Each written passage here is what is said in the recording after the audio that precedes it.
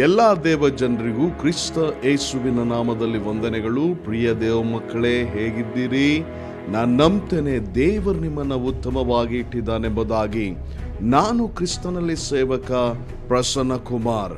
ಬನ್ನಿ ಈ ದಿನ ಒಂದು ವಿಷಯವನ್ನ ಧ್ಯಾನಿಸಿಕೊಳ್ಳೋಣ. ಪ್ರಿಯ ದೇವ ಮಗುವೆ, ನೀನು ಮತ್ತು ನಾನು ನಂಬಿರುವಂಥ ದೇವರು ಎಂಥವನು ಎಂಬುದಾಗಿ ನೀನು ತಿಳಿದುಕೊಂಡಿದ್ದಿ. ನೀನು ಮತ್ತು ನಾನು ನಂಬಿರುವಂಥ ದೇವರು ನಮ್ಮ ದೇವರು ಜೀವವುಳ್ಳವನ ಅಥವಾ ನಮ್ಮ ಸಂಗಡ ಇರುವವನ, ನಮ್ಮನ್ನು ಕೈಬಿಟ್ಟು ಹೋಗುವವನ?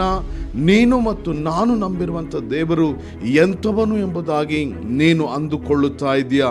ಪ್ರಿಯ ದೇವ ಮಗುವೆ, ಜಾಗ್ರತೆ ಕೇಳಿಸ್ಕೊಳ್ರಿ. ದೇವರು ಅನ್ನುವಾಗ ಯಾರೋ ಒಬ್ಬರು ಹೇಳಿದಂಥ ಆ ಒಂದು ತಿಳುವಳಿಕೆ ಅಲ್ಲ, ಅಥವಾ ಯಾರೋ ಹೇಳಿದ ಮಾತಲ್ಲ, ಅಥವಾ ಯಾವುದೋ ಒಂದು ಕಲ್ಪನೆ ಅಲ್ಲ, ಆಗಿ ಹೋದಂಥ ಕತೆ ಅಲ್ಲ. ದೇವರು ಅನ್ನುವಾಗ ಒಂದು ಅನುಭವ ಆಗಿದೆ. ದೇವರು ಅನ್ನುವಾಗ ಆತನು ನಿನ್ನ ಹಾಗೆ ನನ್ನ ಹಾಗೆ ಇರುವವನು. ಮತ್ತೆ ನೀನು ಮತ್ತು ನಾನು ಹೇಗೆ ಸ್ಪರ್ಶ ಇಂದ್ರಿಯಗಳಿಂದ ನಾವೆಲ್ಲವನ್ನು ಅನುಭವಿಸಲಿಕ್ಕೆ ಸಾಧ್ಯವೋ ಹಾಗೆ ನಾವು ದೇವರನ್ನು ಅನುಭವಿಸಲಿಕ್ಕೆ ಸಾಧ್ಯ. ಹಾಗಾಗಿ ದೇವರೇ ನಮಗೆ ಒಂದು ಅವಕಾಶವನ್ನು ಕೊಡುವವನಾಗಿದ್ದಾನೆ. ಆ ಅವಕಾಶ ಏನಪ್ಪ ಅಂದರೆ, ಕೀರ್ತನೆಗಳ ಪುಸ್ತಕ 34ನೇ ಅಧ್ಯಾಯದ 8ನೇ ವಚನದಲ್ಲಿ ಕರ್ತನು ಹೀಗೆ ಹೇಳ್ತಾನೆ, ಕರ್ತನು ಒಳ್ಳೆಯವನೆಂದು ರುಚಿಸಿ ನೋಡ್ರಿ, ಆತನಲ್ಲಿ ಆಶ್ರಯಿಸಿಕೊಳ್ಳುವ ಮನುಷ್ಯನು ಧನ್ಯನು ಎಂಬುದಾಗಿ ಅಲ್ಲಿ ವಾಕ್ಯ ಹೇಳ್ತದೆ. ಅಂದ್ರೆ ದೇವರು ಒಳ್ಳೆಯವನಂತೇಳಿ ರುಚಿ ನೋಡ್ಬೇಕಂತೆ. ನಾ ಹೇಳೋ ಜಾಗ್ರತೆ ಕೇಳಿಸ್ಕೊಡ್ರಿ. ನಾನು ದೇವರಿಂದ ದೇವರು ಎಂಥವನು ಅಂತ ತಿಳ್ಕೊಳ್ಬೇಕಾದ್ರೆ ನಾನೆಲ್ಲೋ ದೂರದಲ್ಲಿ ನಿಂತ್ಕೊಂಡು ಅಥವಾ ಎಲ್ಲೋ ಇದ್ಕೊಂಡು ನಾನು ಏನೋ ಮಾಡ್ತಾ ಇದ್ರೆ ದೇವರನ್ನ ತಿಳಿದುಕೊಳ್ಳಲಿಕ್ಕೂ ದೇವರನ್ನ ಅನುಭವಿಸ್ಲಿಕ್ಕೂ ಸಾಧ್ಯ ಇಲ್ಲ. ಹಾಗಾದ್ರೆ ನಾವೇನ್ ಮಾಡ್ಬೇಕಂತ ದೇವರ ವಾಕ್ಯ ಹೇಳ್ತದೆ, ನಾವು ದೇವರನ್ನ ರುಚಿಸಬೇಕಂತೆ. ನಾವು ದೇವರನ್ನ ರುಚಿಸಬೇಕಂತೆ. ಹಾಗಾದ್ರೆ ಈ ರುಚಿ ಅಂದ್ರೆ ಏನೆಂಬುದಾಗಿ ನಿಮಗೆ ಹೇಳ್ಬಿಡ್ತೇನೆ. ನೀವೇನಾದ್ರೂ ಒಂದು ಅಡಿಗೆ ಮಾಡ್ತಿದ್ದಾಗ ಆ ಅಡಿಗೆ ಹೇಗಿದೆ ಅಂತೇಳಿ ಯಾವುದರಿಂದ ಗೊತ್ತಾಗ್ತಪ್ಪ ಅಂದ್ರೆ, ನಾವೆಲ್ಲವನ್ನೂ ಹಾಕಿ ಮಾಡಿ ಆದ್ಮೇಲೆ ಆ ಒಂದು ಅಡಿಗೆ ಉತ್ತಮವಾಗಿ ಚೆನ್ನಾಗಿ ರುಚಿಯಾಗಿದೆ ಅಂತೇಳಿ ನಾವು ತಿಳ್ಕೊಳ್ಬೇಕಾದ್ರೆ ಸ್ವಲ್ಪವನ್ನ ತಕೊಂಡು ನಾವೇನ್ ಮಾಡ್ತೇವೆ, ರುಚಿ ನೋಡ್ತೇವೆ. ಅಂದ್ರೆ ಆ ಸ್ವಲ್ಪ ತಿಂದದ್ದರಿಂದ ಆ ಅಡಿಗೆ ಹೇಗಿದೆ ಅಂತೇಳಿ ನಮಗೆ ಗೊತ್ತಾಗ್ಬಿಡ್ತದೆ.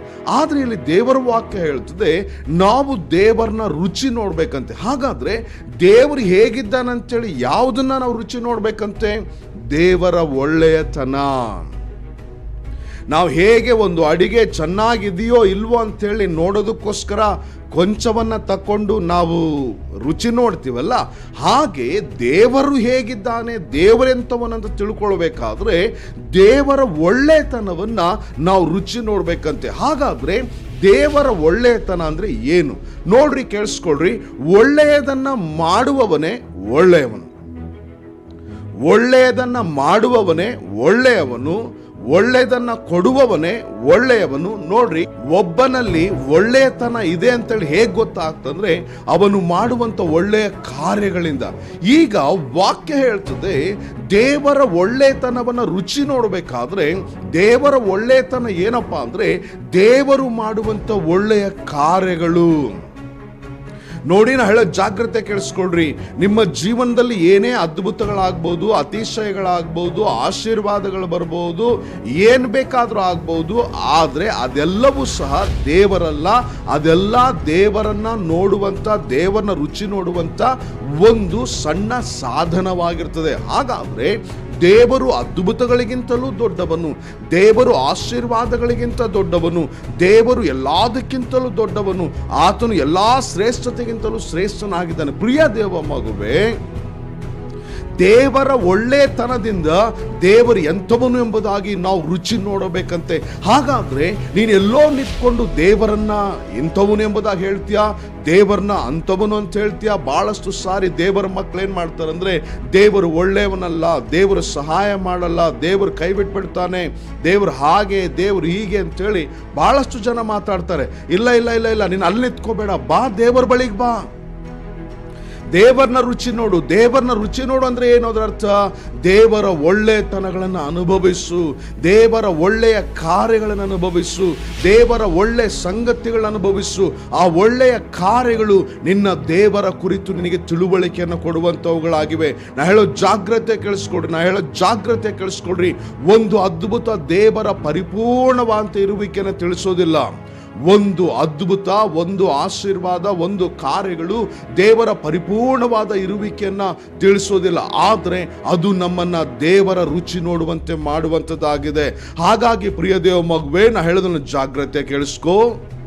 ನೀನು ಎಲ್ಲೋ ನಿಂತ್ಕೊಂಡು ದೇವರು ಹಾಗೆ, ದೇವರು ಹೀಗೆ, ದೇವರು ಏನು ಮಾಡೋದಿಲ್ಲ, ದೇವರು ನನ್ನನ್ನು ಆಶೀರ್ವದಿಸೋಲ್ಲ, ದೇವರು ನನ್ನ ಏನು ಮಾಡ್ಲಿಕ್ಕಾಗಲ್ಲ, ಅವರನ್ನ ದೇವರು ಆಶೀರ್ವದಿಸ್ತಾನೆ, ಇವರನ್ನ ದೇವರು ಆಶೀರ್ವದಿಸ್ತಾನೆ, ನನಗೆ ಯಾವುದೂ ಇಲ್ಲ ಅಂತೇಳಿ ದೂರ ನಿಂತ್ಕೊಳ್ತೀಯ. ಆದರೆ ದೇವರು ಹೇಳ್ತಾ ಇದ್ದಾನೆ, ಕೀರ್ತನೆ 34:8ನೇ ವಚನದಲ್ಲಿ, ನೀನು ಆತನ ರುಚಿಯನ್ನು ನೋಡಬೇಕೆಂಬುದಾಗಿ ಹೇಳಿ, ನೀನು ಆತನ ರುಚಿಯನ್ನು ನೋಡಬೇಕೆಂಬುದಾಗಿ ಹೇಳಿ, ಆತನನ್ನು ಅನುಭವಿಸುವಂತ ಕೃಪೆ ನಿನಗೆ ದೇವರು ಕೊಡುವವನಾಗಿದ್ದಾನೆ.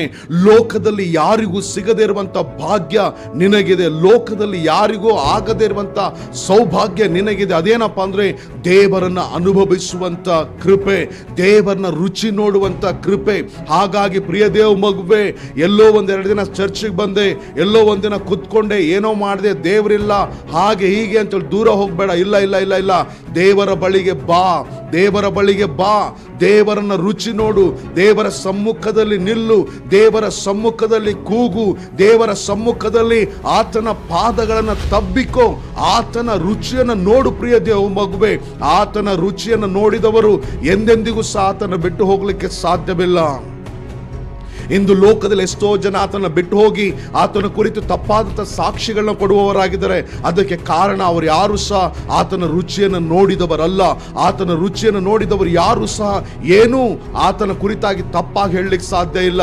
ಪ್ರಿಯ ದೇವ ಮಗುವೆ, ಆತನ ಬಾಯಿಂದ, ದೇವರ ಬಾಯಿಂದ ಹೊರಟ ಮಾತೆ ಜೇನು ತುಪ್ಪಕ್ಕಿಂತ ಸಿಹಿಯಾಗಿರುವುದಾದ್ರೆ, ಹಾಗಾದ್ರೆ ನೀವು ಆಲೋಚನೆ ಮಾಡ್ರಿ, ಆತನ ಇನ್ನೆಂಥ ಶ್ರೇಷ್ಠವಾದಂಥ ರುಚಿ ಉಳ್ಳವನಾಗಿರ್ಬಹುದು ಅಂತ ಹೇಳಿ. ಪ್ರಿಯ ದೇವ ಮಗುವೆ, ಹಾಗಾಗಿ ದೇವರ ಬಳಿಗೆ ಬಾ, ದೇವರನ್ನ ಹಿಡ್ಕೋ, ಆತನ ಅನುಭವಿಸು, ಆತನ ಸನ್ನಿಧಿಯಲ್ಲಿ ನೀನು ನಿಂತ್ಕೋ. ನಾ ಹೇಳೋದು ಜಾಗ್ರತೆ ಕೇಳಿಸ್ಕೋ. ನೀನು ಎಷ್ಟು ವರ್ಷಗಳಾಯ್ತು ದೇವರ ನಂಬಿ, ಎಷ್ಟು ಕಾಲವಾಯ್ತು ದೇವರ ನಂಬಿ, ಹಾಗಾದ್ರೆ ದೇವರ ರುಚಿಯಲ್ಲಿ ಹೇಗೆ ಹೋಗ್ತಾ ಇದ್ಯಾ? ದೇವರನ್ನ ಹೇಗೆ ರುಚಿ ನೋಡ್ತಾ ಇದ್ಯಾ? ದೇವರ ರುಚಿಯಲ್ಲಿ ಯಾವ ರೀತಿ ಸಾಕ್ತಾ ಇದ್ಯಾ? ದೇವರ ರುಚಿಯನ್ನು ನೀನು ಅನುಭವಿಸ್ತಾ ಇದ್ಯಾ? ನಾ ಹೇಳೋ ಜಾಗ್ರತೆ ಕೇಳಿಸ್ಕೋ. ನೀನು ದೇವರ ರುಚಿಯನ್ನ ನೋಡದೆ, ದೇವರ ರುಚಿಯನ್ನು ಅನುಭವಿಸದೆ, ದೇವರ ಆ ಶ್ರೇಷ್ಠವಾದ ರುಚಿಯನ್ನು ಅನುಭವಿಸದೆ ಹೋದ್ರೆ ನಿನ್ನ ಜೀವಿತ ವ್ಯರ್ಥವಾದಂತ ಜೀವಿತವಾಗಿರ್ತದೆ, ವ್ಯರ್ಥವಾದ ಕ್ರೈಸ್ತತ್ವವಾಗಿರ್ತದೆ. ಇಂದು ಬಹುತೇಕ ಜನರು ವ್ಯರ್ಥವಾದ ಕ್ರೈಸ್ತತ್ವವನ್ನ ಅನುಭವಿಸುವವರಾಗಿದ್ದಾರೆ, ಅನುಸರಿಸುವವರಾಗಿದ್ದಾರೆ. ಹಾಗಾದ್ರೆ ನೀನಿವತ್ತೇನು ಮಾಡ್ತಾ ಇದೀಯಾ? ಆತನ ಒಳ್ಳೆತನವನ್ನು ಅನುಭವಿಸ್ತಾ ಇದ್ಯಾ? ಆತನ ಎಂಥವನೆಂಬುದಾಗಿ ಅನುಭವಿಸ್ತಾ ಇದ್ಯಾ? ಅಥವಾ ದೇವರಂದ್ರೆ ಪಾಸ್ಟರ್ ಮಾತ್ರ ಇರ್ತಾನೆ, ದೇವರಂದ್ರೆ ಚರ್ಚಲ್ಲಿ ಮಾತ್ರ ಇರ್ತಾನೆ, ದೇವರಂದ್ರೆ ಇನ್ನೆಲ್ಲೋ ಇರ್ತಾನೆ ಅಂತೇಳಿ ನೀನು ಅಂದುಕೊಂಡು ಹೋಗ್ತಾ ಇದ್ಯಾ? ಪ್ರಿಯ ದೇವ ಮಗುವೆ, ಎಂದು ನೀನು ಯೇಸು ಕ್ರಿಸ್ತನನ್ನ ಸ್ವಂತ ರಕ್ಷಕನಾಗಿ ಅಂಗೀಕರಿಸಿದ್ಯೋ ಅಂದೇ ಆತ ನಿನ್ನ ಸಂಗಡ ಇರುವವನಾಗಿದ್ದಾನೆ, ನಿನ್ನ ಜೊತೆಗಾರನಾಗಿದ್ದಾನೆ. ನಿನ್ನ ಸಂಗಡ ಇರುವಂತ ದೇವರನ್ನ ನೀನು ಅನುಭವಿಸ್ತಾ ಇದ್ಯಾ? ನೀನು ರುಚಿ ನೋಡ್ತಾ ಇದ್ಯಾ? ಎದ್ದೇಳು ಎದ್ದೇಳು ಎದ್ದೇಳು ಪ್ರಿಯ ದೇವ ಮಗುವೆ, ಎಲ್ಲೆಲ್ಲೋ ಸಮಯವನ್ನ ಕಳಿಬೇಡ. ಅಲ್ಲಿ ಹೋದ್ರೆ ರುಚಿ ಸಿಗ್ತದೆ, ಇಲ್ಲಿ ಹೋದ್ರೆ ರುಚಿ ಸಿಗ್ತದೆ, ಅಲ್ಲಿ ಹೋದ್ರೆ ದೇವರ ಅನುಭವ ಸಿಗ್ತದೆ, ಎಲ್ಲಿ ಓಡಬೇಡ. ನಿನ್ನ ಬಳಿಯಲ್ಲಿರುವಂಥ ದೇವರ ಅನುಭವವನ್ನು ನೋಡು, ನಿನ್ನ ಬಳಿಯಲ್ಲಿರುವಂಥ ದೇವರ ಅನುಭವವನ್ನು ನೋಡು, ನಿನ್ನ ಬಳಿಯಲ್ಲಿರುವಂಥ ದೇವರ ರುಚಿಯನ್ನು ಅನುಭವಿಸು. ದೇವರೆಂಥವನು, ದೇವರೇನ್ ಮಾಡ್ತಾನೆ, ದೇವರು ಹೇಗಿರ್ತಾನೆ ಅಂತೇಳಿ ರುಚಿ ನೋಡು. ನೀನು ಲೋಕದೊಳಗೆ ಶ್ರೇಷ್ಠವಾದಂಥ ಆಶೀರ್ವಾದವಾಗಿರ್ತಿ. ಇದನ್ನ ಎಂದೆಂದಿಗೂ ಸಹ ನೀನು ಮರಿಲೇಬೇಡ. ಬನ್ನಿ ಪ್ರಾರ್ಥನೆ ಮಾಡಿಕೊಳ್ಳೋಣ. ಪ್ರೀತಿ ಉಳ್ಳ ಸ್ವರ್ಗೀಯ ತಂದೆ ದೇವರೇ, ನಿನ್ನ ಮಕ್ಕಳು ನಿನ್ನ ರುಚಿ ನೋಡುವಂತೆ ನೀನು ಆಹ್ವಾನಿಸಿದ್ಯಪ್ಪ. ನಿನ್ನ ಮಕ್ಕಳು ನಿನ್ನ ರುಚಿ ನೋಡುವಂತೆ, ನಿನ್ನ ರುಚಿ ನೋಡಿ ನಿನ್ನ ಬಳಿಗೆ ಓಡೋಡಿ ಬರುವಂತೆ ನಿನ್ನ ಮಕ್ಕಳಿಗೆ ಸಹಾಯ ಮಾಡು. ಎಲ್ಲದಕ್ಕಿಂತ ಶ್ರೇಷ್ಠವಾದ ರುಚಿ ನೀನಾಗಿದ್ದೆ ದೇವರೇ. ಆ ರುಚಿಯನ್ನು ಅನುಭವಿಸುವಂತೆ, ಆ ರುಚಿಯನ್ನು ಅನುಭವಿಸಿ ಅನೇಕರಿಗೆ ಸಾಕ್ಷಿ ಹೇಳುವಂತೆ, ಅನೇಕರಿಗೆ ಸಾಕ್ಷಿ ಮಕ್ಕಳಾಗಿರುವಂತೆ ನಿನ್ನ ಮಕ್ಕಳನ್ನ ಆಸ್ವಾದಿಸು. ನಿನ್ನ ಮಕ್ಕಳನ್ನ ಒಳ್ಳೆಯದರಿಂದ ತುಂಬಿಸು, ಒಳ್ಳೆಯ ಆಶೀರ್ವಾದಗಳನ್ನು ತುಂಬಿಸು, ಬಿಡುಗಡೆ ಕೊಡು, ನೀನು ಅದ್ಭುತವಾಗಿ ನಡೆಸು. ಹಾಗೆ ಮಾಡಿದ್ದಕ್ಕಾಗಿ ಸ್ತೋತ್ರ ಮಾಡುತ್ತಾ ಯೇಸು ಕರ್ತನ ಹೆಸರಿನಲ್ಲಿ ಬೇಡಿಕೊಳ್ತೇವೆ ಪರಲೋಕದ ತಂದೆ. ಆಮೇನ್, ಆಮೇನ್, ಆಮೇನ್. ಎಲ್ಲರಿಗೂ ಪ್ರೈಸ್ ದಿ ಲಾರ್ಡ್. ದೇವರು ನಿಮ್ಮನ್ನು ಆಶೀರ್ವದಿಸಲಿ.